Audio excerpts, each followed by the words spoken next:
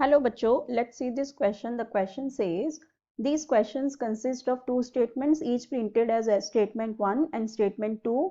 While answering these questions, you are required to choose any one of the following responses. And these are the responses which has been given. And the statement 1 says, HSH bond angle in H2S is closer to 90 degree, but HOH bond angle in H2O is 104.5 degree.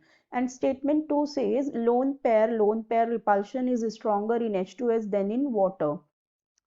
सो देखो यहाँ पे हमारे पास दो statement दी हुई है और हमें इसके अकॉर्डिंग इन रिस्पॉन्सेज में से बताना है कि कौन सा रिस्पॉन्स इसके लिए करेक्ट होगा। ठीक है, सो हम देख लेते हैं पहले हमारी स्टेटमेंट 1 को। वो क्या कह रही है? स्टेटमेंट 1 कह रही है कि HSH बॉन्ड एंगल जो होता है H2S में वो होता है क्लोजली टू 90 डिग्री, लेकिन जब HOH बॉन्ड अगर एंगल देके हम वाटर के अंदर तो वो 104.5 डिग्री होता है। ठीक है, सो देखो हमें बात करनी है H2O और H2S की। ठीक है, अब देखो H2 और H2S जो ऑक्सीजन और सल्फर है ये दोनों ही ग्रुप 16 के एलिमेंट है। ठीक है, दोनों ही ग्रुप 16 के एलिमेंट है। तो ऐसा क्यों है कि जब वाटर हाइड्रोजन के साथ हाइड्राइड बना रहा है तो यहाँ पे इसका बॉन्ड एंगल ज्यादा हो जा रहा है और इसका कम है, ऐसा क्यों है?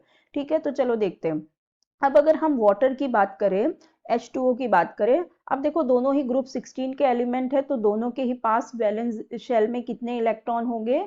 वैलेंस शेल इलेक्ट्रॉन कितने होंगे? 6 इलेक्ट्रॉन होंगे। ठीक है, अब 6 में से जो वाटर के केस में क्या हो जाता है, 6 का ये इसके 6 हो गए इसके इलेक्ट्रॉन के नंबर। हम यहाँ पे अभी इसका देखते हैं पहले कि इनके पास इनका स्ट्रक्चर वगैरह कैसा होगा। ठीक है, तो उसके लिए पहले क्या देख लेते हैं, स्टेरिक नंबर देखते हैं। अगर हम वाटर के केस में तो कितना आ जाएगा? 6 वैलेंस शेल में इलेक्ट्रॉन है और 2 मोनोवैलेंट हाइड्रोजन आइटम उससे अटैच है, तो ये हो जाएगा बाय 2, कोई भी चार्ज नहीं है तो ये हो जाएगा 8/2, दैट मीन्स यहाँ पे आ गया 4। ठीक है, अब यहाँ पे 4 आया और 4 में से 2 ही हाइड्रोजन के साथ बॉन्ड किए हैं, मतलब बॉन्ड पेयर यहाँ पे 2 है और जो 2 बच गए वो क्या हो जाएंगे? लोन पेयर हो जाएंगे। ठीक है, तो इसका मतलब अगर हम वाटर का मॉलिक्यूल का स्ट्रक्चर देखें तो वाटर मॉलिक्यूल का स्ट्रक्चर कुछ इस तरह से होगा।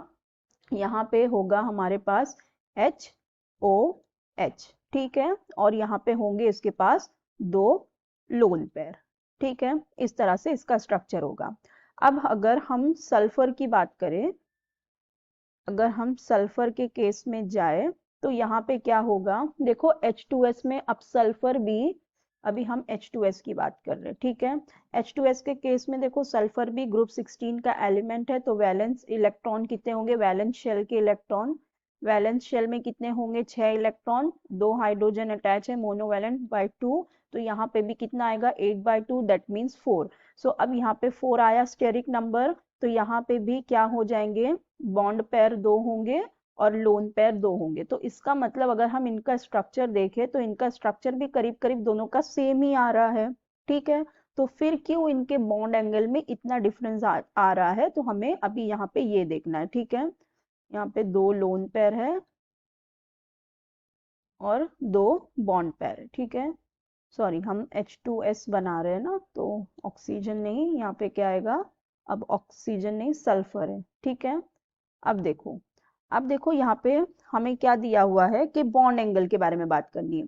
अब देखो यहाँ पे हो क्या रहा है, अगर हम दोनों की हाइब्रिडाइजेशन भी देखें तो देखो यहाँ पे भी 4 है और यहाँ पे भी स्टेरिक नंबर 4 है, मतलब दोनों की हाइब्रिडाइजेशन भी sp3 है, यहाँ भी sp3 है और यहाँ भी sp3 है, दोनों की हाइब्रिडाइजेशन भी सेम है।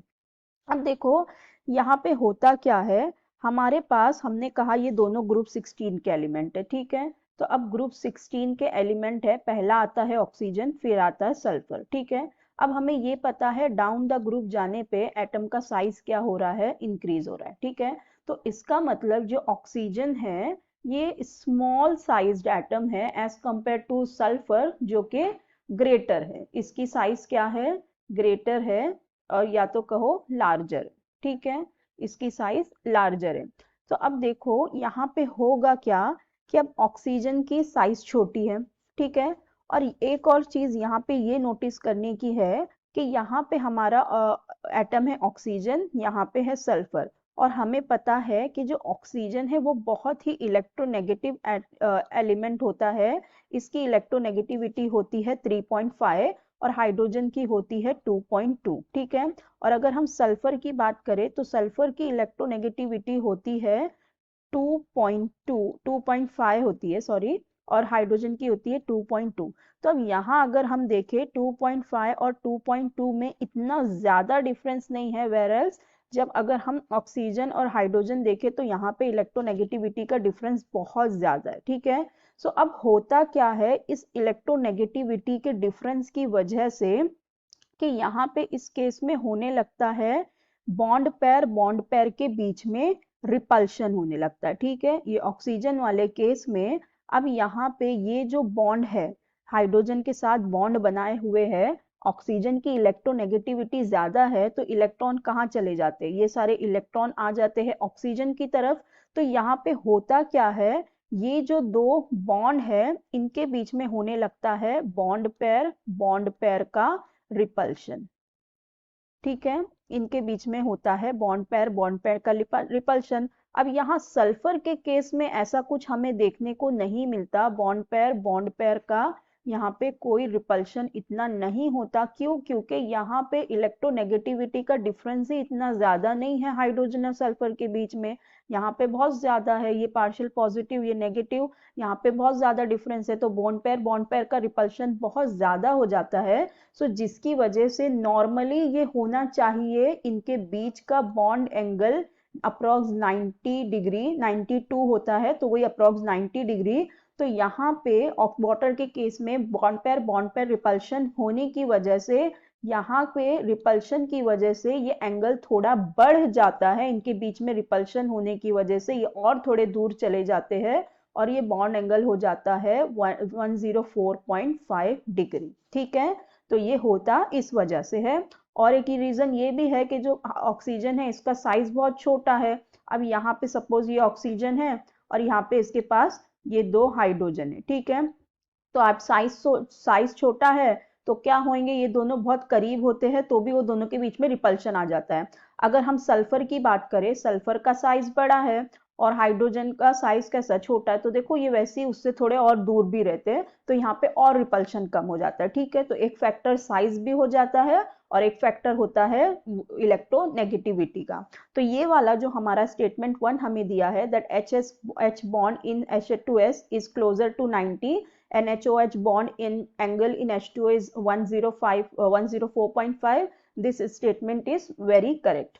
अब जो हमारी सेकंड स्टेटमेंट दी हुई है, सेकंड स्टेटमेंट में हमें ये कह रहा है lone pair repulsion is stronger in H2S than in H2O।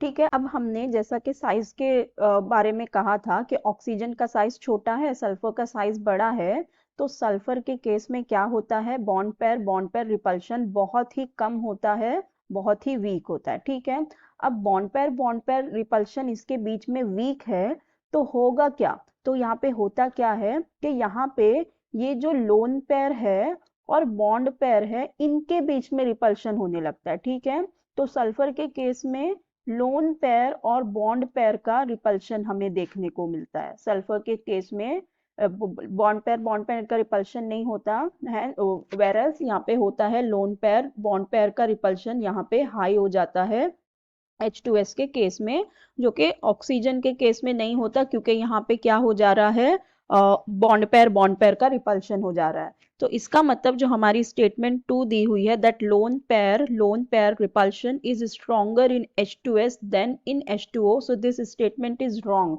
क्योंकि लोन पेयर रिपल्शन H2S में स्ट्रॉन्गर नहीं है, इसमें lone pair bond pair repulsion का ज्यादा स्ट्रॉन्ग होती है, यहाँ पे स्ट्रॉन्ग हो जाती है क्योंकि क्या हुआ है, यहाँ पे बॉन्ड पेयर का रिपल्शन हुआ नहीं है। तो अब ये जो लोन पेयर है ये बॉन्ड पेयर के साथ रिपल्शन करना चालू कर देते। ठीक है, तो यहाँ पे लोन पेयर का रिपल्शन नहीं होता और इसका साइज भी इतना इनफ है कि इतना भी छोटा साइज नहीं है। इस यूजुअली लोन पेयर का रिपल्शन हमें कब देखने को मिलता है, जब एटम का साइज बहुत छोटा होता है।